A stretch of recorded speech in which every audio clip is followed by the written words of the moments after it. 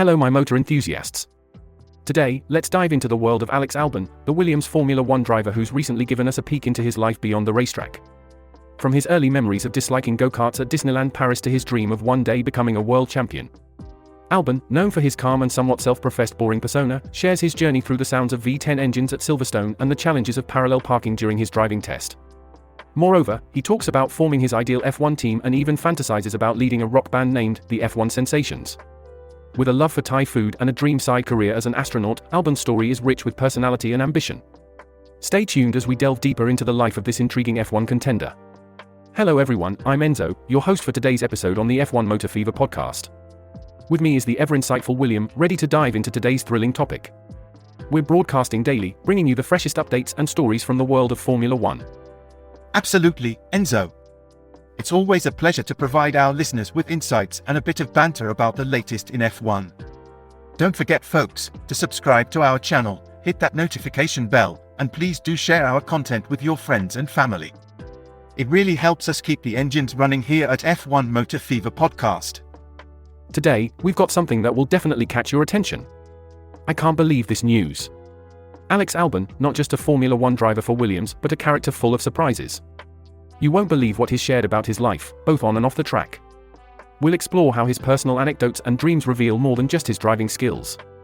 Why is this relevant, you ask? Because it shows the human side of the sport we love, the personalities behind the helmets. That's right, and it's these stories that add color and depth to the high-octane world of Formula One. So, stay tuned, and remember, as we always say here on F1 Motor Fever Podcast, full throttle.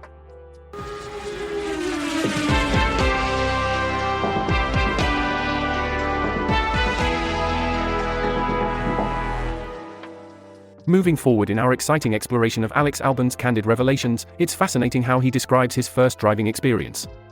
Can you imagine? He was just 5 years old, driving a go-kart around Disneyland Paris, and he actually cried because he hated it so much. Yet, look at him now, achieving podium finishes in Formula One. It shows an incredible journey of growth, doesn't it? Indeed, it does. It's those early experiences that shape us, whether they're good or bad at the time. And speaking of shaping experiences, Albon didn't have an easy go at his driving test either. He mentioned failing the first time due to a mistake in parallel parking, apparently, not looking over the opposite shoulder, which is quite a specific detail and a common mistake for many learners. That's right. It's those little details that can trip you up. Now, shifting gears a bit, Albon also talked about his relationships within the paddock. He shares a strong bond with his performance trainer, Patrick Harding. It seems like a testament to the intense environment in Formula One, where your team really becomes your second family. Absolutely, and beyond the track, it's heartwarming to hear him refer to his girlfriend as his best friend. It's those personal connections that keep you grounded, isn't it? Also, I found it quite amusing that he would trust Max Verstappen with his pets. Apparently, Albon has quite the menagerie, 12 cats, a dog, and even 2 horses. Seems like Verstappen has a knack for dealing with cats. Indeed, the personal tidbits make Albon relatable and show a different side of Formula One personalities that fans usually don't see. It's not always about the speed and technicalities, sometimes, it's about finger puppets of pets and choosing the right person to babysit your cats. What a colourful character Albon is, presenting a blend of professional achievements and quirky personal life.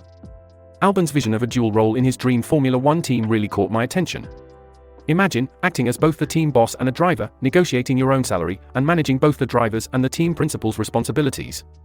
That's a bold move, blending the worlds of driving and management. It's a fascinating concept, isn't it? It certainly flips the traditional view on its head where you see clear demarcations between roles. This blend could potentially offer new insights into both the management and athletic sides of the sport. I've never thought about it from that angle. It's definitely something to ponder. Absolutely, and on a lighter note, Albon's idea for an F1 band named the F1 Sensation sounds like a fun venture. With Charles Leclerc on the keyboard and possibly Lewis Hamilton as a singer, it's a delightful thought of these racers showing a different set of talents.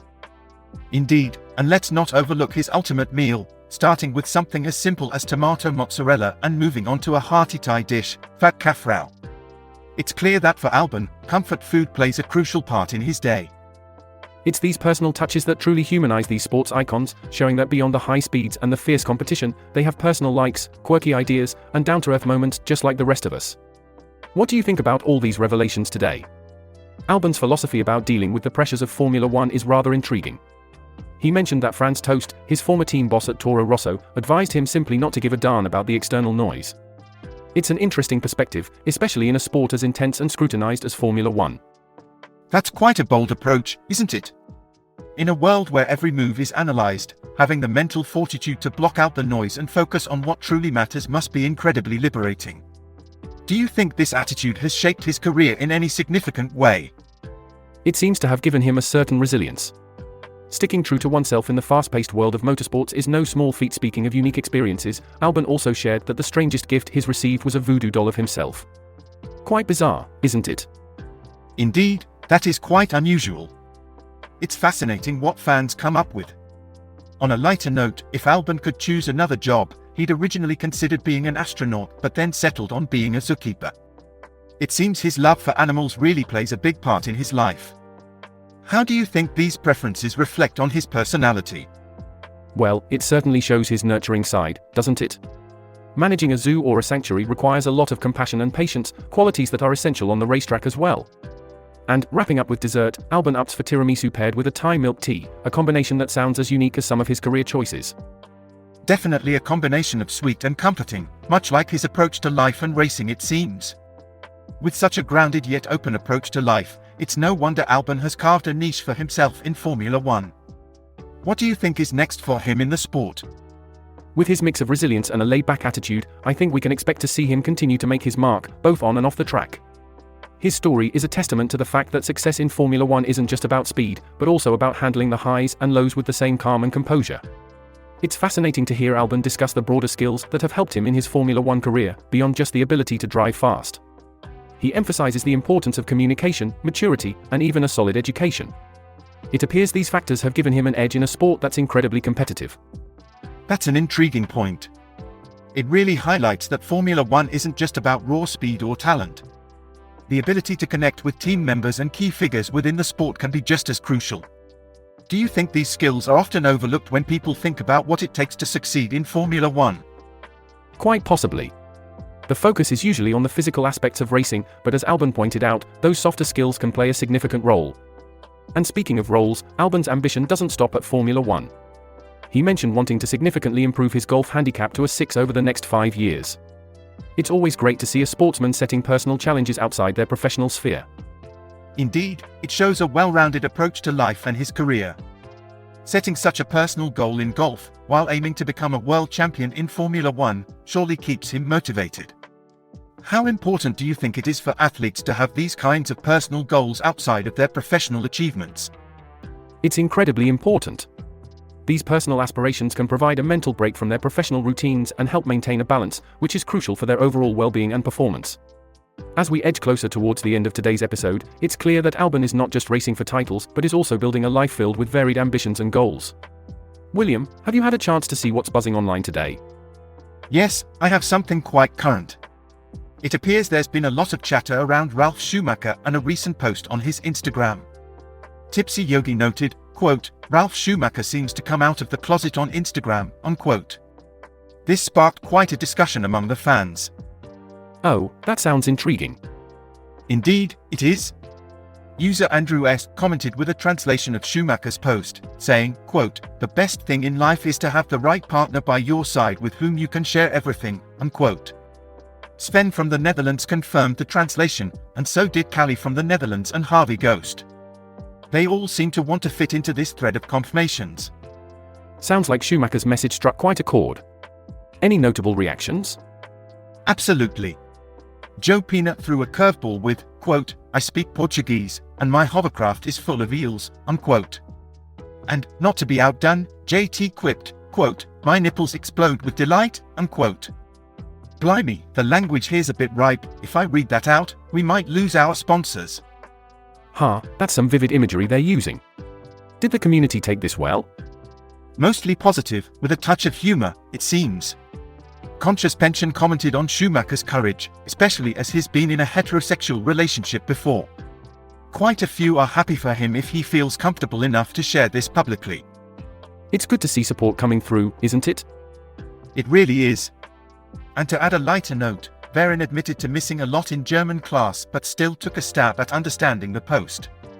Meanwhile, Bearded Boob and Fishkop from Germany discussed how Schumacher's wording, while not overt, left little room for alternative interpretations. It seems like the community is quite engaged with this topic. It's important to see such discussions being handled with a mix of respect and humor. Absolutely, and it's refreshing to see a public figure's personal development being supported by fans. It says a lot about the progress in how we discuss and handle these matters publicly. Thanks to each of you for joining us on F1 Motor Fever podcast today. We've tackled an array of topics, from Albon's Formula One insights to social media buzz around Ralf Schumacher. It's been splendid to have your company. Please, do subscribe and activate those notifications to keep up with our discussions. And if you enjoyed our chat, why not share it? Spread the word on all your favorite social platforms, or even while catching up with friends. Absolutely, and remember, we're here spinning the wheels of conversation every single day. Who knows what fascinating topics we'll cruise through next? Make sure you're along for the ride, and hey, maybe drop us a comment or two. We love hearing from you. Indeed, your thoughts and interactions make every episode better. We're already looking forward to the next time we get to chat. Thank you once again for tuning in and being such an engaging audience. And before we sign off, just a little nudge to keep things exciting. There's always something interesting brewing here at F1 Motor Fever Podcast. You wouldn't want to miss it. So, until next time, pedal to the metal, keep your gaze on the road, our channel's content is pure gold.